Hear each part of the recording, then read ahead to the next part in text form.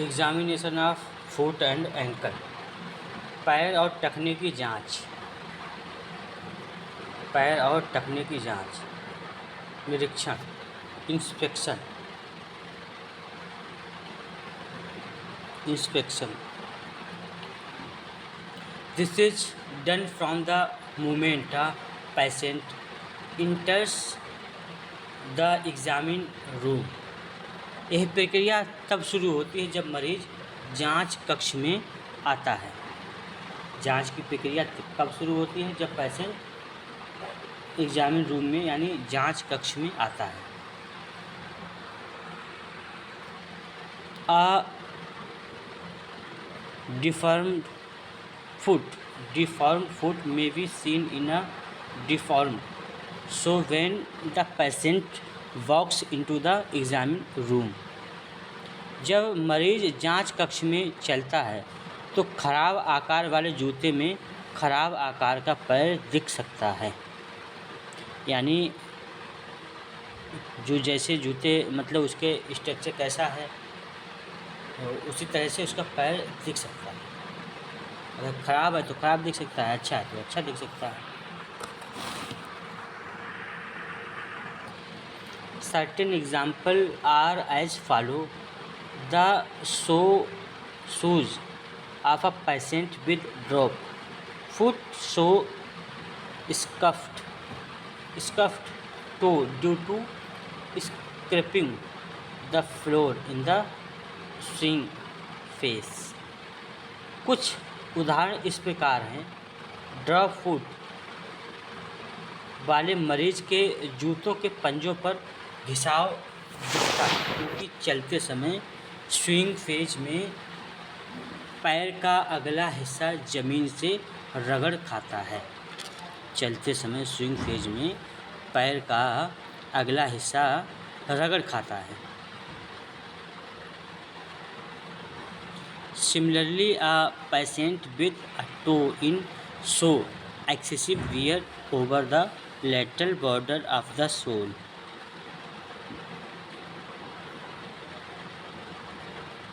इसी तरह toe in यानी पैर के पंजे अंदर की ओर मुड़े होना वाले मरीज के जूते के तलवे के बाहर किनारे पर घिसाव दिखता है, ज़्यादा घिसाव दिखता है। जैसे क्या बताया है कि ड्रॉप फुट वाले मरीज के जूते पंजे पर घिसे दिखते हैं क्योंकि चलते समय स्विंग फेज में पैर का अगला हिस्सा ज़मीन पे रगड़ खाता है। तो ड्रॉप फुट का ये मतलब पैर का अगला हिस्सा घिसा हुआ मिलेगा।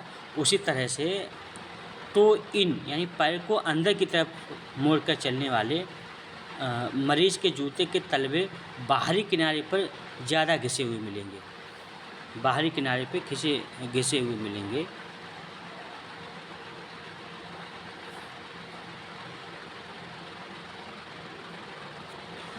Inspection is started in the normal manner with the counting of the toe as in some cases an extra toe may be seen सुपरनमरी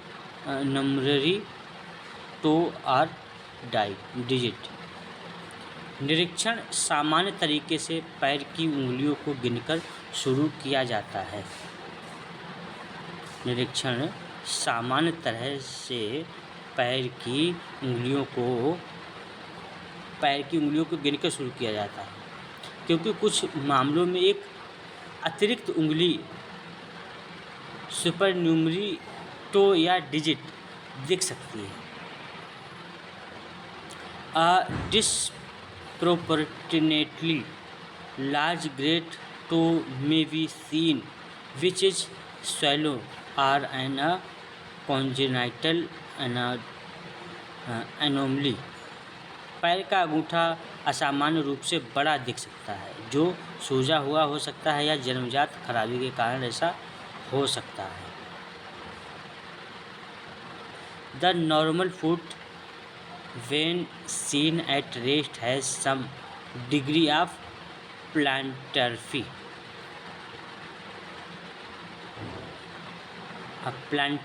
flexion and inversion as opposite to specific feet which show dorsi dorsiflexion and inversion. आराम की स्थिति में सामान्य पैर में कुछ हद तक प्लांटर फ्लेक्शन यानी पैर का नीचे की ओर झुकना और इन्वर्जन पैर का अंदर की ओर मुड़ना होता है, जबकि स्पास्टिक पैरों में डॉर्सीफ्लेक्शन पैर का ऊपर की ओर उठना और इन्वर्जन पैर का बाहर की ओर मुड़ना दिखता है। The normal foot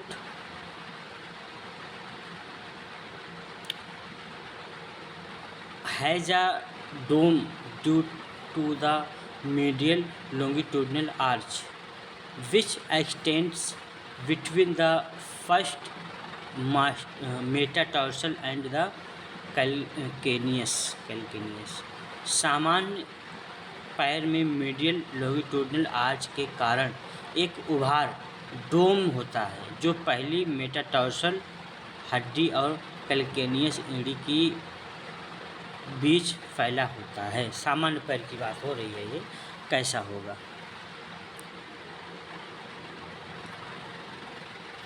this arch is abnormally high in pes cavus or may be absent in pes planes.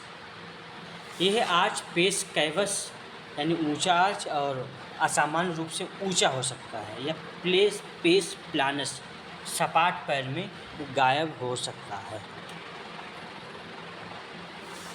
Occasionally in children the forefoot is seen to be deviated medially on the hind foot to cause a forefoot adductus deformity। कभी कभी बच्चों में पैर का अगला हिस्सा पिछले हिस्से की तुलना में अंदर की ओर मुड़ा हुआ यानी मीडियली डेविएटेड दिखता है, जिससे फोरफुट एडक्टस विकृति हो जाती है। Observe if there are any changes in the colour of the foot in weight bearing and non weight bearing position. देखें कि वजन पड़ने यानी वेट वेयरिंग और वजन ना पड़ने की स्थितियों में पैर के रंग में कोई बदलाव तो नहीं है। चेक करते समय पैर का रंग भी देखना है। पैर पे वजन आ रहा है तब क्या स्थिति है, वजन नहीं आ रहा तब क्या स्थिति है। Diagnosis are arterial insufficiency may be thought are when the foot which was light pink when elevated is wheat red or being lowered dependent rubber। धमनी की कमी आर्टीरियल इनफिशियंसी का संदेह तब किया जा सकता है जब पैर को ऊपर उठाने पर वह हल्के गुलाबी रंग का हो और नीचे करने पर गहरे लाल रंग का हो जाए। इसे डिपेंडेंट रूबर कहते हैं।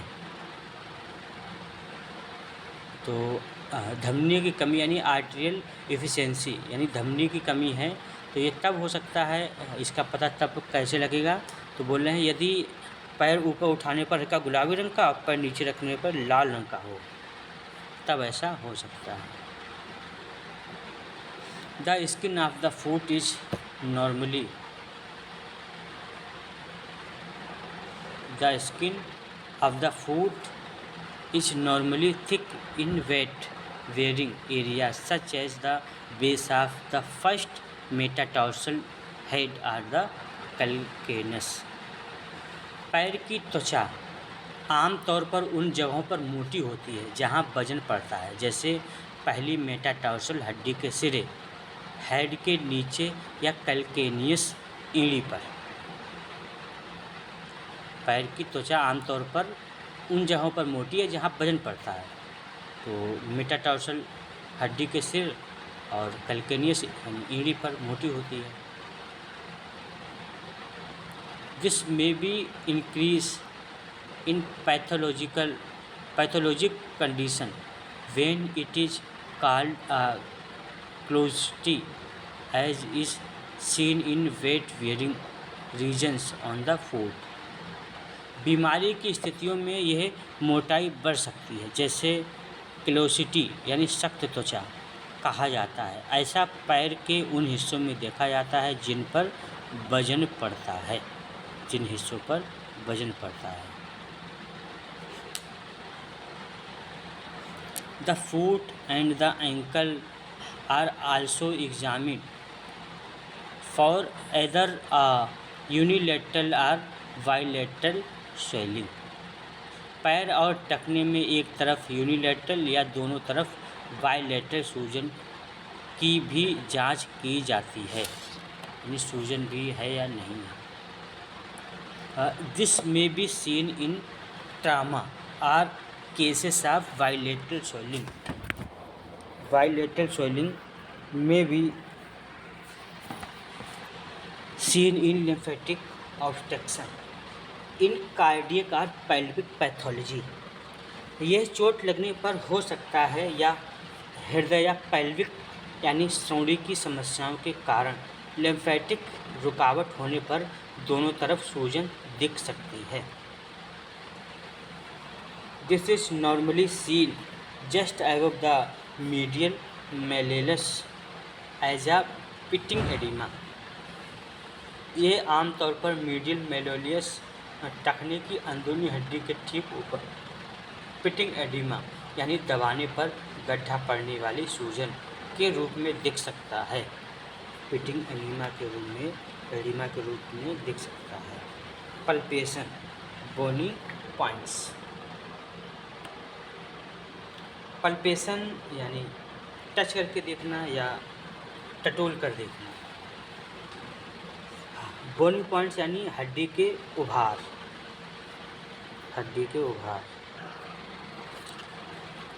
Medial aspect the head of the first metatarsal and the first metatarsal phalangeal joint are palpable as the ball of the foot।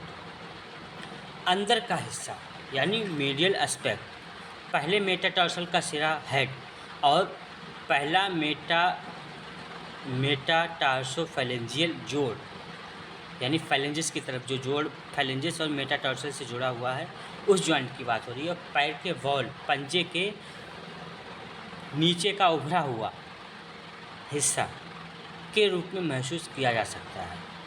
तो इसको टच करते हैं, ये तो ऐसे ही महसूस होता है, दिखता है। पहले बिग टो जो है वहीं पे, तो मेटाटार्सल का सिरा और मेटाटार्सोफैलेंजियस जॉइंट बॉल का जो उभरा हुआ भाग महसूस होता है। Occasionally bony prominences may be palpated over the metatarsal head in certain conditions such as gout and bunions। कभी कभी गाउट और बनियन जैसी स्थितियों में मेटाटार्सल के हेड पर हड्डी के उभार महसूस हो सकते हैं। गाउट की कंडीशन में या बनियन की कंडीशन में। The first metatarsal bone extends proximally as a flare at its base until the first metatarso-cuneiform bone। पहली मेटाटार्सल हड्डी अपने आधार यानी बेस पर फैली हुई पहली मेटाटार्सोक्यूनिफॉर्म हड्डी तक जाती, यानी पीछे एड़ी की तरफ की बात कर रही है, एड़ी एंकल के जॉइंट की तरफ बात हो रही है, मेटाटार्सोक्यूनिफॉर्म की तरफ जाती है।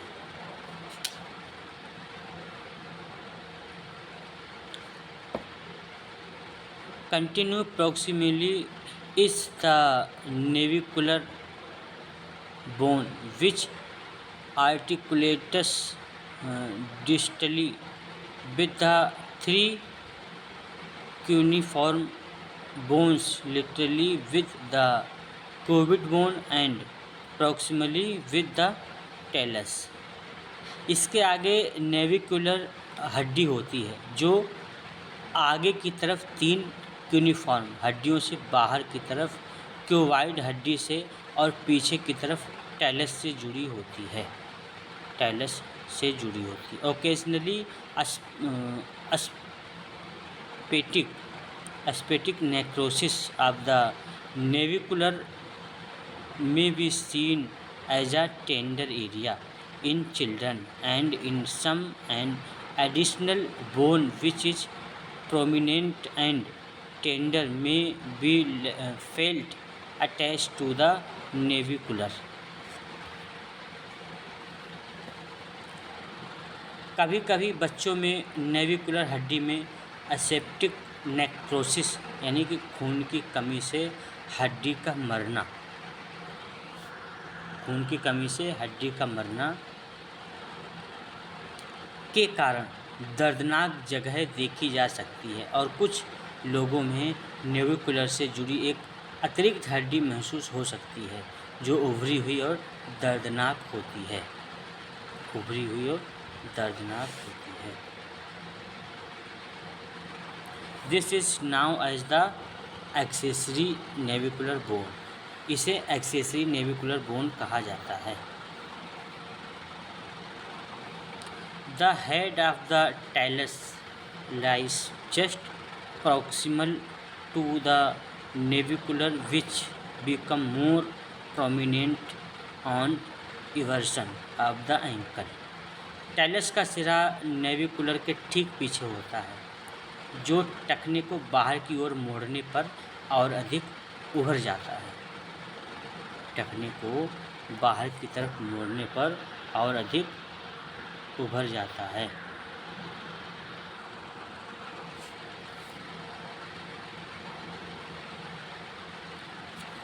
Continue with palpation.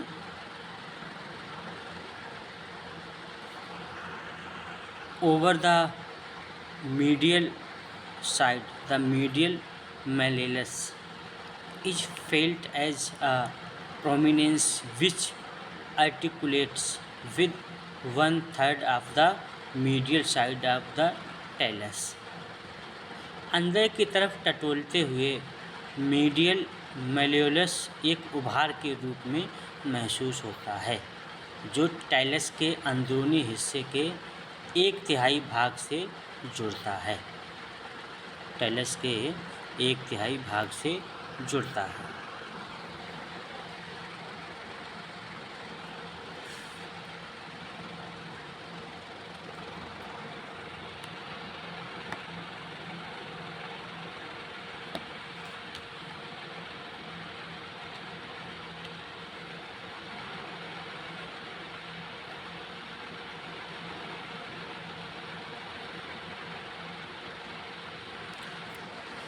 Continuing plantar word is the sustentaculum tali, which is a bony prominence providing attachment to the spring ligament and which may cause splenus if deficient। तलवे की ओर आगे बढ़ते हुए सस्टेंटाकुलम टैली नामक एक हड्डी का उभार है जो स्प्रिंग लिगामेंट को जोड़ता है और जिसकी कमी के कारण पेस प्लानस यानी पैर का टेढ़ापन हो सकता है। तो तलवे की ओर मोड़ते हुए जब तलवे की तरफ मोड़ते हैं पैर को और आगे बढ़ते हुए सस्टेंकुलम टैली नामक एक हड्डी का उभार होता है। तो वहाँ पे स्प्रिंग टेंडन होता है, यदि वो नहीं होता पैर तिरछा हो जाता है। द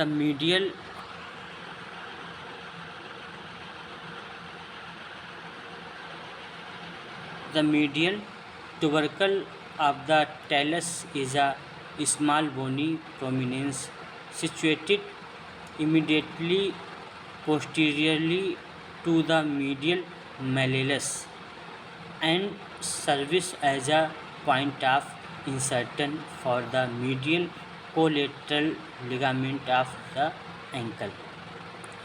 टैलस का मीडियल ट्यूबरकल एक छोटा हड्डी का उभार है जो मीडियल मेलोलस के ठीक पीछे स्थित होता है और टखने के मीडियल कोलेटरल लिगामेंट के लिए सम्मिलन बिंदु का काम करता है।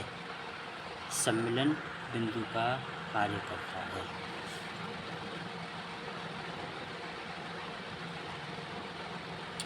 लैटरल एस्पेक्ट वो था मीडियल एस्पेक्ट, अब दूसरा है lateral aspect.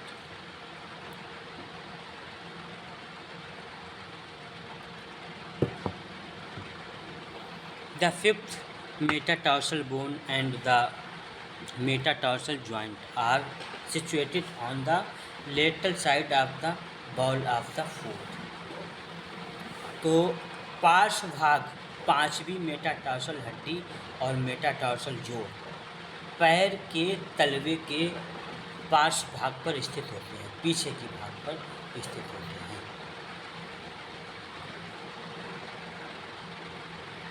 The proximal part of the bone ends in a flare called the styloid process into which is inserted the tendon of the peroneus brevis। हड्डी का समीपस्थ भाग एक चपटे भाग में समाप्त होता है जिसे स्टाइलॉइड प्रोसेस कहा जाता है, जिसमें पेरोनियस ब्रेविस का टेंडन जुड़ा होता है। Just behind the styloid process is a groove on the cuboid in which the tendon of the peroneus longus runs up the medial plantar aspect of the foot। तो बोल रहा है कि styloid process के ठीक पीछे क्यूबॉइड पर एक खांचा होता है जिसमें पेरोनियस लॉन्गस का टेंडन पैर के मीडियल तलवे की ओर जाता है। The calcaneus can be easily palpated subcutaneously just proximal along the lateral border of the foot. Calcaneus को पैर के पार्श्व किनारे के ठीक समीपस्थ भाग में त्वचा के नीचे आसानी से स्पर्श करके महसूस किया जा सकता है। स्पर्श करके महसूस किया जा सकता है। The perennial tubercle is a bony prominence of the lateral surface of the calcaneus and lies just distal to the lateral malleolus। Peroneal tubercle calcaneus की पार्श्व सतह पर एक हड्डी का उभार है और यह पार्श्व मेलोलस के ठीक दूरस्थ भाग में स्थित होता है। दूरस्थ भाग में स्थित होता है। It separates the tendons of the peroneus brevis and peroneus longus as the pass around the lateral surface of the calcaneus। यह पेरोनियस ब्रेविस और पेरोनियस लॉन्गस की टेंडनी को अलग करता है क्योंकि वे कैलकेनियस की पार्श्व सतह के चारों ओर से गुजरती है। कैलकेनियस की पार्श्व सतह से चारों ओर से गुजरती है।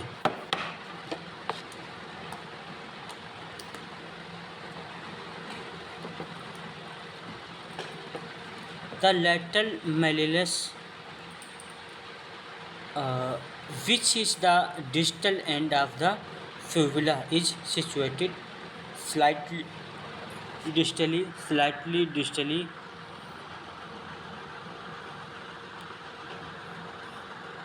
as posteriorly compared with the medial malleolus.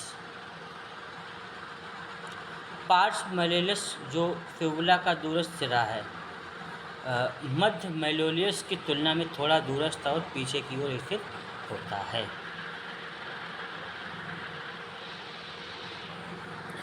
It contributes with the medial malleolus. It contributes with medial malleolus to form the ankle mortise, which point 15 degree laterally and is commonly involved in fracture. यह मध्य malleolus के साथ मिलकर टखने की हड्डी बनाता है जो 15 degree पार्श्व की ओर इंगित करती है और आमतौर पर फ्रैक्चर में शामिल होती है।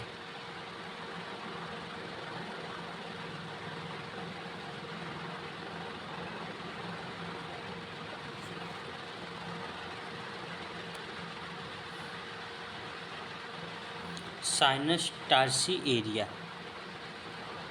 This is a depression which lies just anterior to the lateral malleolus and is filled with the extensor digitorum brevis and a pad of fat.